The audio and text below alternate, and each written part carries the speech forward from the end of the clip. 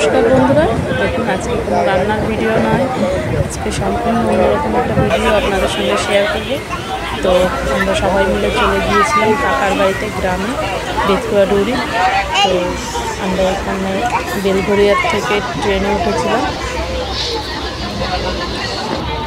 যত গ্রামের দিকে যাচ্ছিলাম তত যে পরিবেশটা কত সুন্দর লাগছিল কি বলবো। আমার রুদ্র সোনাও জানলার কাছে দাঁড়িয়ে খুব সুন্দর করে দেখছিল, ঠাম্মার সঙ্গে মজা করছিল। মা, আমি, রুদ্রর বাবা সবাই মিলেই গিয়েছিলাম।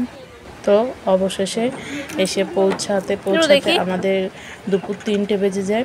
ওখান থেকে ছোটো মা একটু রান্নাবান্না করে রেখেছিল, আমরা একটু খাওয়া দাওয়া করে বিকালের দিকে গ্রামটা ঘুরতে বেরোই। তো রুদ্র বলছিল একটু ছিপ দিয়ে মাছ ধরবে। তো ছিপ দিয়ে আমরা এখানে গঙ্গায় বসে বসে মাছ ধরছিলাম। মাছ কিছুই পাইনি, কিন্তু ওই মজা হয়েছে, খুব মজা করেছি খুব। তো আপনাদের কার কার এরকম গঙ্গায় ছিপ ফেলে মাছ ধরতে ভালো লাগে অবশ্যই জানাবেন। এদিকে সন্ধ্যাও হয়ে আসছিল, গ্রামের দিকে একটু সন্ধ্যা হয়ে আসলেই কেমন একটা লাগে।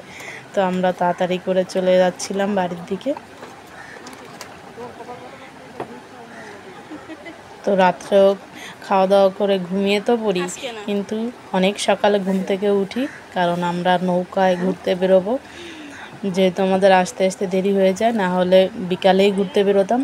তো অনেক সকালে ঘুম থেকে উঠে আমরা নৌকায় ঘুরতে বেরোই। অনেক মজা করেছিলাম, টানা 1 ঘন্টা ধরে আমরা নৌকায় ঘুরেছি, শাপলা তুলেছি। এখানে আবার লাল শাপলাও ফুটেছিল, কি যে মজা লাগছিল কি বলবো। যাই হোক, অনেক ঘোরাঘুরির পরে সকালে খাওয়া দাওয়া করে আমার কাকা বলেছে, তুই আজকে বিরিয়ানি রান্না করবি, তুই খুব সুন্দর বিরিয়ানি রান্না করিস। তো আমি বিরিয়ানিটা এরকম অনেকে একসঙ্গে ছিল, যেহেতু ভাইফোঁটা উপলক্ষ ছিল, অনেক দিদি, জামাইবাবু, দাদারা ছিল। তো আমরা পিকনিকের মতো বিরিয়ানিটা রান্না করলাম সবাই মিলে। বিরিয়ানিটার দম দিয়ে আমরা গঙ্গায় চলে গিয়েছিলাম স্নান করতে। গঙ্গার থেকে স্নান করে অবশেষে সবাই মিলে একসঙ্গে বসে এইভাবে বিরিয়ানি খেলাম। তো সব কিছু তো দেখাতে পারিনি, যেটুকু দেখাতে পেরেছি। আপনাদের কেমন লাগলো অবশ্যই জানাবেন।